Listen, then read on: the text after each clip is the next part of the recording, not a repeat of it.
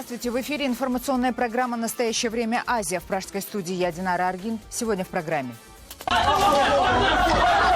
Неконтролируемый обвал маната национальной валюты Азербайджана спровоцировал беспорядки в 5 регионах страны. В столкновениях с демонстрантами полиция применяет слезоточивый газ, резиновые пули и, по последним данным, огнестрельное оружие. А в Казахстане валютные ипотечники берут штурмом коммерческие банки. Они не могут выплачивать свои долги из-за двукратного роста курса доллара и требуют реструктуризации. В Турции задержаны 3 россиян. Возможно, они причастны к кровавому теракту в Стамбуле. Президент Эрдоган обвиняет Россию в создании марионеточного государства на севере Сирии. Россия не борется с ИГИЛ, а готовится создать в Латакии бутиковое государство. На Украине начались аресты политических беженцев из Российской Федерации. В социальных сетях России и Украины развернулась небывалая полемика на тему, считать ли русских братьями украинцам, а российских либералов союзниками. Мы все народ Божий. Наркобарон по кличке Эль Чапо, коротышка, сбежавший из самой охраняемой американской тюрьмы, с боем захвачен в Мексике. Его срочно экстрадировали обратно в США. Когда я увидел много солдат, а потом услышал автоматные очереди, я понял, что происходит что-то серьезное. В Азербайджане массовые протесты, которые охватили 5 регионов республики. Волнения начались после резкой неконтролируемой девальвации маната и последовавшим за этим увеличением цен на продукты и товары и безработицей. Сотни человек вступают в драки с полицией на улицах азербайджанских городов. В ответ полиция и внутренние войска применяют резиновые пули, слезоточивый газ и, как сообщают очевидцы, возможно, огнестрельное оружие. В город Сиазань были введены спецподразделения внутренних войск. Проводятся массовые задержания. Об этом сообщает информационное агентство «Туран». Жители другого города Лиман во время акции перекрыли автомагистраль Баку-Астара. В центре города Аксу жители устроили шествие от парка имени Гейдара Алиева до здания исполнительной власти района. Об этом радио Азадлык сообщил житель Аксу. Акции протеста начались 12 января. Правительство Азербайджана никаких комментариев не дает. Акции протеста начались и в Казахстане. Причина та же – социальное недовольство, вызванное обесцениванием национальной валюты.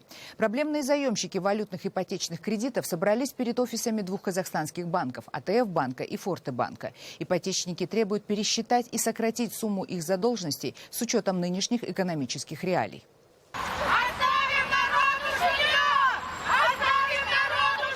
Вы видите, как люди идут колонной по улицам Алматы, выкрикивая призывы не выселять их из ипотечных квартир, за которые они не могут рассчитаться из-за девальвации тенге.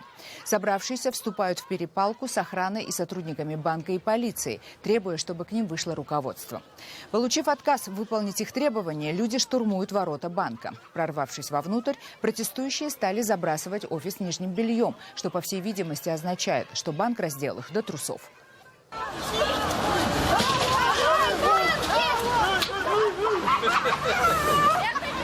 Наши требования в первую очередь надо обеспечить рефинансирование наших долгов. Надо принять во внимание возможности нашего кармана сегодня, а не то, что было раньше. Потому что раньше не было разговора о том, $300 это или $500. Все люди могли платить. Сегодня же $300 это 130-140 тысяч тенге. Не то что инвалид 2-й группы. Даже обычный человек не может это оплатить. Не было обращения к нам. Где обращение? Как не было обращения? Ким Анатолий? Инвалидам списывать. Пропускайте сюда, если они подпадают под госпрограмму, чтобы не мешать. Чего вы меня трогаете вообще? Все, что будет подпадать под госпрограмму, мы все будем исполнять. Как установлено это госпрограмма. Утверждено Национальным банком. Тем временем казахстанские депутаты решили подать в отставку. Они обратились к президенту Назарбаеву с просьбой о досрочном распуске Маджелиса. Это нижняя палата парламента. Первой причиной для распуска Маджелиса инициативная группа назвала именно экономический кризис. Сегодня глобальный системный кризис охватил все страны мира и даже развитые ведущие государства. Сложная геоэкономическая и геополитическая ситуация в мире сопровождается ростом международной напряженности, вспышкой новых конфликтов и усилением террористических угроз. В этой связи, для того, чтобы незамедлительно приступить к реализации новых реформ уже сейчас, а также для эффективной реализации антикризисных мер, мы выступаем с инициативой о досрочном прекращении полномочий Маджелиса 5-го созыва и назначением новых выборов в парламент. От имени фракции партии «Ак Жол» Также заявляю, что мы единогласно выступаем в поддержку данного обращения и солидарны в этой позиции с нашими коллегами из других фракций.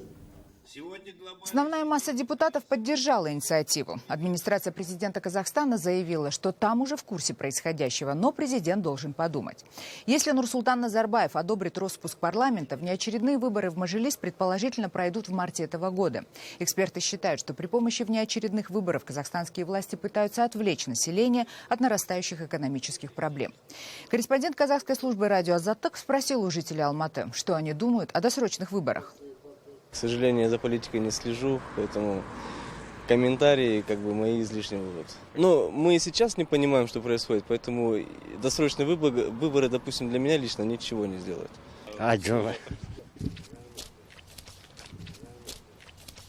Не особо интересно, в принципе. Наше мнение ни на что, так скажем, не повлияет, да? Вот и все. Мне кажется, надо всем вместе обсудить всю информацию. Проведение выборов мне кажется правильным. Сейчас к власти уже доверия нет. Как-то уже всем без разницы стало. Как сказать. Уже правительство сам по себе, народ сам по себе уже пошло, да? Поэтому это лучше. Каждый год надо менять все. Раз говорим «Вперед, Казахстан», то смотрим, что среди депутатов есть такие, которые работают, а есть такие, которые не работают. Видим по телевизору, некоторые депутаты спят. Я не в курсе. Да, давайте распускать. А кто руководить-то будет? Пускай меняют понемногу. По одному, по два человека кто будет. Я так думаю, потому что всех сразу как поменять, а кто руководить будет страной? Подать в суд на президента. Гражданский правозащитник в Кыргызстане обвинил главу государства в клевете. Несколько лет назад юрист уже выигрывал процесс против правительства, поэтому активист надеется победить в суде и на этот раз. С правозащитником встретилась Джибек Бегалиева. У меня нету времени, честно говоря, много думать про президента. Под президентскими окнами Нурбек прогуливается нечасто. Времени нет. Глава государства не единственный, с кем юрист сейчас судится. Но сам правозащитник, похоже, первый, кто решился подать в суд на президента. Тем более юрист однажды уже выиграл процесс у правительства Кыргызстана. Я хочу подать ему свой гражданский сигнал. Реальную информацию о ситуации общества он не получает. Из-за этого он принимает, я считаю, неправильные решения. Да. Поэтому я хочу послать ему сигнал, что он не бог какой-то, да, не хан, да, что он простой человек. Так же, как обычные люди, президент должен отвечать за свои слова, считает правозащитник. Дело в том, что Токтакунов выступил против закона о тотальной биометризации кыргызстанцев. Процедуру активист назвал принудительной, а сам документ антиконституционным. И он публично после выборов парламентских высказался о том, что мы, инициаторы эти, исполняли чужой заказ и действовали с целью дестабилизации обстановки в стране. Президентские слова Нурбека обидели, тем более правозащитника уже обвиняли едва ли не в организации цветной революции. Весной прошлого года местные государственные и даже федеральные российские каналы показали сюжет. Токтакунов встречается с тогдашним главой американской дипмиссии. Так за один день его фирма получила популярность, а друзья и близкие – повод для шуток. Все шутки были в основном вокруг того, что я американский шпион. Да. Но в итоге это привело к тому, что повысилась моя популярность как адвоката и резко повысилась обращение клиентов. Что он будет делать, если суд против президента будет проигран, Нурбек пока не думал. На митинг точно не пойдет. За 5 лет правозащитник участвовал всего в одной акции протеста. В стране, где в год проходят сотни таких митингов, выходить на улицу надо в крайнем случае, считает Нурбек. А когда люди просто выходят, вот так, еще ничего даже не сделали, никуда не обратились, никуда ни одного письма не написали, и тогда, когда они выходят, тогда, получается, это становится инструментом шантажа. Надежда на то, что заявление будет удовлетворено, у юриста есть еще и по другой причине. Исковая давность по делу истекает в конце 2007 года. Именно тогда и заканчивается срок Алмазбека Атамбаева. Джибек Бегалиева, Азат Интумаков. Настоящее время. Бишкек, Кыргызстан. Далее в программе. В Турции задержаны 3 россиян. Возможно, они причастны к кровавому теракту в Стамбуле. Президент Эрдоган обвиняет Россию в создании марионеточного государства на севере Сирии. Россия не борется с ИГИЛ, а готовится создать в Латакии бутиковое государство. На Украине начались аресты политических беженцев из Российской Федерации. В социальных сетях России и Украины развернулась небывалая полемика на тему, считать ли русских братьями украинцам, а российских либералов союзниками. Мы все народ Божий. Наркобарон по кличке Эль Чапо, коротышка, сбежавший из самой охраняемой американской тюрьмы, с боем захвачен в Мексике. Его срочно экстрадировали обратно в США. Когда я увидел много солдат, а потом услышал автоматные очереди, я понял, что происходит что-то серьезное. Спецслужбы Турции задержали после теракта в Стамбуле 3 россиян. Их подозревают в связях с группировкой «Исламское государство». Как сообщает турецкое агентство «Доган», россияне находились в городе Анталья. Полиция изъяла в месте их пребывания документы и компакт-диски с террористической пропагандой. Российское консульство в Анталии подтвердило задержание, но не сообщило подробностей. Полиция утверждает, что они были в тесном контакте с организаторами терактов. Аналогичные полицейские операции утром прошли также в Измире. Там арестованы 6 человек. И в Конье 4 человека. Всех их, включая задержанных россиян, собираются обвинить в соучастии в кровавом теракте в Стамбуле на площади Султан Ахмед, который произошел 12 января. Между тем, президент Турции Реджеп Таyyip Эрдоган обвинил Россию в создании на севере Сирии марионеточного карликового государства. Со слов главы Турции, российская авиация и военные целенаправленно уничтожают и выдавливают из провинции Латакия сирийских туркоманов и создают на базе местного алавитского населения некие квазигосударственные структуры. Россия под предлогом борьбы с терроризмом пытается помочь режиму Асада. Россия не борется с ИГИЛ, а готовится создать в Латакии бутиковое государство. Она продолжает наносить удары по нашим братьям-туркменам. Слова Эрдогана отчасти подтверждаются информацией СМИ сирийского севера. Действительно, в этих районах, в особенности в окрестностях российской авиабазы Хмеймим, созданы добровольческие полицейские подразделения из местных жителей, которые по много часов в день проходят огневую и строевую подготовку. Эту армию уже назвали народной, и создается она для зачистки освобожденных от террористов и прочих сирийских повстанцев территорий. Как считают некоторые эксперты, российские военные готовят почву для Башара Асада на тот случай, если ему не удастся удержать под контролем всю Сирию. На востоке самой Турции продолжаются ожесточеннейшие бои между турецкой армией и курдскими сепаратистами. Власти заявляют, что на данный момент им удалось уничтожить более 30 бойцов курдской рабочей партии. А премьер-министр страны Давутоглу заявил, что Турция будет добиваться полного уничтожения курдских формирований. Продолжительность операции зависит от того, насколько мы добиваемся поставленных целей. Мы дальше будем жестко бороться с терроризмом, пока каждый город и каждая гора не будут очищены от этих убийц, и каждая улица и каждый район не будут в безопасности. Столкновения происходят непосредственно в курдских городах. Армия Турции обстреливает жилые кварталы из артиллерии и вертолетов. Поступающее оттуда видео очень похоже на кадры из Сирии. Местное курдское население скупает оставшиеся в магазинах продукты и одинаково осуждает и турецких военных, и местных курдских боевиков. Мы стремимся к миру, таким образом проблемы не решить. Как и все остальные люди, мы просто хотим жить. В конце концов, это наше основное право. Мы эмоционально истощены. Они не останавливаются. В течение 22 или 23 дней они обстреливают нас из танков. Чем мы это заслужили? Хватит. А вот последнее видео агентства Рейтер из курдского города Цизра на востоке Турции. Вы видите, как турецкие танки вошли непосредственно в центр города и в упор расстреливают дома, где засели курдские повстанцы. Приехала практически как диссидентка, задержана как террористка. В киевском изоляторе Службы безопасности Украины уже месяц содержится российская гражданка Анастасия Леонова. Правоохранительные органы подозревают ее в участии в террористической группе и подготовке терактов. Адвокаты и родственники Леоновой настаивают на ее невиновности. По их словам, она занимала проукраинскую позицию и даже обучала украинских бойцов навыкам первой медицинской помощи. Это страница 33-летней москвички Анастасии Леоновой в социальной сети Facebook. Здесь преобладают проукраинские и антипутинские высказывания. Такой грозишься, весь мир в ядерный пепел, а потом турки сбивают твой бомбардировщик. Вовремя я из дурки уехала. Доброе утро, хунта. Месяц назад Леонову задержала Служба безопасности Украины во время спецоперации, развернутой в Киеве и в Харькове.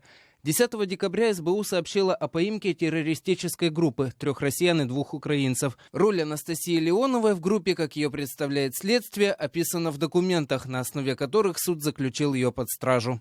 Леонова в разных городах Украины, в частности в Киеве и Харькове, совершала умышленные действия, направленные на подготовку террористических актов, что проявлялось в предоставлении участникам группы наиболее приемлемых места, времени и способов совершения преступления, которые являются необходимыми для их реализации. Адвокат Анастасии Леоновой говорит, с предполагаемым лидером группы Олегом Мущелем его подзащитная была знакома. Однако ее причастность к диверсионной группе отрицает. Она была знакома, она общалась с ним по телефону и пару раз встречалась. Ну, все. О чем говорили? Они говорили о буддизме, они говорили о ситуации Россия-Украина. В общем, ничто не указывает объективно на то, что Анастасия могла совершить действия, которые формально, неформально подпадают под признаки определения этих статей. Адвокат готовит жалобу уполномоченному Верховной Рады по правам человека. Говорит, в изоляторе СБУ россиянку сверх положенного срока держали в одиночной камере и унижали. Это и мешок на голове, это и обыски руками без применения одноразовых перчаток. По информации адвоката, у задержанной оперативники изъяли фотоаппарат, видеокамеру и флеш-накопители. Какая там была информация, он не знает. А самой Анастасии известно, в Украину она приехала в апреле прошлого года.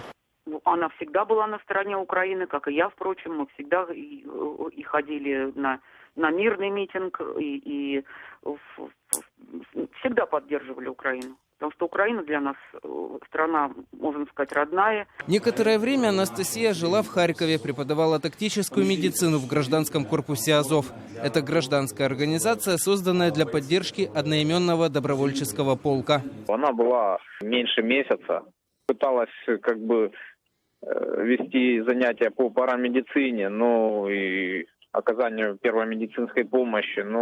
Честно говоря, нам она как специалист не подошла. Редакция «Настоящего времени» направила запросы в Генпрокуратуру и Службу безопасности Украины с просьбой прокомментировать дело Леоновой.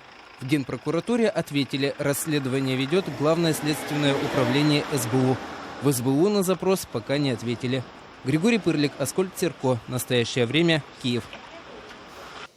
Информация об аресте Анастасии Леоновой всколыхнула социальные сети. Российские пользователи Фейсбука пытались убедить украинских, что Леонова не поддерживает Путина и вообще относится к так называемой «пятой колонне». В результате беспрецедентной полемики пользователей Фейсбука, вызвавшей тысячи комментариев в постах украинских и российских топовых блогеров, похоже, окончательно поссорились между собой либералы обеих стран. Все началось, как это часто бывает, с колбасы. Точнее, с дивной украинской колбаски с хреном, которую глава общественного движения «Русь сидящая» Ольга Романова ела на маленькой итальянской террасе со своими львовскими друзьями, а потом написала об этом пост в Фейсбуке. Соседи-россияне по нашему прибытию из украинских гостей учуяли непреодолимый запах и смели в один момент. Не объяснить и не понять, но один мы народ. На один народ украинские читатели Романовой в большинстве своем обиделись и сообщили ей, что она живет в Москве рядом с Путиным, платит ему налоги и тем самым поддерживает кровавый режим. Там же в комментариях напомнили, что именно с заявлений российского руководства об одном народе и началась война в Украине. Параллельно с этим в Фейсбуке журналиста «Новой газеты» Аркадия Бабченко в связи с арестом Анастасии Леоновой обсуждали муки выбора между СБУ и ФСБ. В комментариях посоветовали не мучиться и просто не приезжать в Украину. Тему подхватила украинский блогер Анна Амарго и предложила не приезжать в качестве оппозиционеров, борцов с властью, наставников, учителей, волонтеров и защитников, а только отдохнуть, расслабиться и поесть вареников с вишней и рассказывать, что повар из вишни вытащил косточки. Бабченко поспешил ответить: запредельная сакрализация патриотизма – это абсолютный русский мир, только одетый в вышиванку. И тут же добавил, что украинцам от него нужно гораздо больше, чем ему от украинцев, и собрал еще пару тысяч комментариев. Круги по воде до сих пор идут, а поэт Орлуша резюмировал: да, в злые годы это очевидно, брат от врага звучит цинично и обидно. Мои коллеги решили узнать, действительно ли большинство россиян верит в единый народ русских и украинцев. Нельзя забывать историю о том, что мы все русские люди, и Делиться сейчас, во-первых, глупо, во-вторых, невыгодно, в-третьих, безнравственно. Я думаю, что это казуистика, если кто-то так думает. Мне кажется, все со всеми должны быть одним народом, это абсолютно точно. А все остальное — это провокация и мировой саботаж. Так долго мы были один народ, что пока еще, мне кажется, люди не привыкли к тому, что мы разные. Потому что они дезинформированы, прежде всего, своими средствами массовой информации, образованием. Мы все народ Божий. А вы знаете, я недавно была в Украине, гуляла по Крещатику в том году, и так все было дружно, и так все было хорошо, и все разговаривают на русском языке. Мексика экстрадировала в США наркобарона Хоакина Гусмана, известного под кличкой Эль Чапо, что означает «коротышка». Полгода назад он сбежал из самой охраняемой американской тюрьмы по подземному ходу шириной всего 50 сантиметров и длиной более 1,5 километров. В результате спецоперации преступник был с боем взят в его родном мексиканском штате Синалоа. Эль Чапо считают одним из самых влиятельных и богатых людей Мексики. О первой реакции на арест известного наркобарона в репортаже наших американских коллег. Хоакин Арчивальдо Гусман Лоэра, прозванный Эль Чапо или Коротышка, с ранних лет решил, что, как поется в песне, хорошими делами прославиться нельзя. Еще в подростковом возрасте он оказался замешан в наркобизнесе и к 30 годам уже стал главой наркокартеля, заработав репутацию отчаянного и безжалостного бандита. Многие считают, что по влиянию и богатству Коротышка даже обошел печально известного наркобарона Пабло Эскобара. В 1993 году Гусман был арестован и приговорен к 20 годам тюрьмы за наркоторговлю и убийство. Отсидев 8 лет, он сумел бежать. За помощь в поимке Эль Чапо власти объявили награду в $5 миллионов. Коротышка снова оказался за решеткой только в 2014 году в результате операции спецслужб. Но в июле прошлого года наркобарон вновь совершил побег. Под его камерой был обнаружен туннель в 1,5 километра длиной. Недавно власти вышли на след Гусмана в его родном штате Синалоа. В конце концов, мексиканским спецназовцам удалось его схватить 8 января. Когда я увидел много солдат, а потом услышал автоматные очереди, я понял, что происходит что-то серьезное. Сперва была перестрелка, а затем солдаты, светя фонарями, ворвались в дом. Вся округа проснулась, но подойти близко никому не разрешили. Третий арест Эль Чапо стал очередной, но не последней главой в этой детективной истории. Появившееся в журнале Rolling Stones в минувшую субботу интервью, которое взял у Хоакина Гусмана известный голливудский актер Шон Пенн, произвело в обществе эффект разорвавшейся бомбы. Как выяснилось, в октябре после побега актер встретился с Эль Чапо в дебрях мексиканских джунглей. По признанию Пенна, организовать интервью с Гусманом ему помогла мексиканская кинозвезда Кейт Дель Кастильо. Как выяснилось, Коротышка согласился на посредничество Дель Кастильо, надеясь на ее контакты с кинопродюсерами. Незадолго перед этим Гусман посылал представителям киностудий запрос о возможных съемках художественного фильма на основе его биографии. Вообще, как отметил Шон Пенн, Коротышка вовсе не производил впечатления убийцы, объявленного в розыск. Многие наблюдатели поспешили назвать поступок Пенна наивным и рискованным. Я не думаю, что Кейт Дель Кастильо несет за это личную ответственность. Но, по-моему, вовсе незачем это было делать. Возможно, репутация мятежного активиста антиэстеблишмента как раз и расположила Гусмана к Пенну. Но сейчас кинозвезде могут грозить сразу две опасности. Расправа со стороны подельников Гусмана и потенциальный судебный иск со стороны властей Мексики или США. Хотя на данный момент эксперты по уголовному праву не считают, что, побеседовав с Эль Чапо, актер каким-либо образом нарушил закон. В первую очередь потому, что он не оказал преступнику никакой помощи. Сейчас Хоакин Гусман помещен в ту же самую тюрьму максимально строгого режима, из которой ему удалось бежать. Судебные власти США уже выдали ордер на арест Коротышки. Мексиканское правительство подтвердило, что в его намерение входит экстрадиция преступника в Америку. Хотя процесс выдачи Гусмана Соединенным Штатам может занять до года. Вадим Оленичев, Андрей Дегтярев. Настоящее время. Вашингтон. Это были все новости, о которых мы хотели вам рассказать. Читайте нас в социальных сетях и смотрите на сайте currenttime.tv. Мы встретимся с вами завтра в это же время. Всего доброго.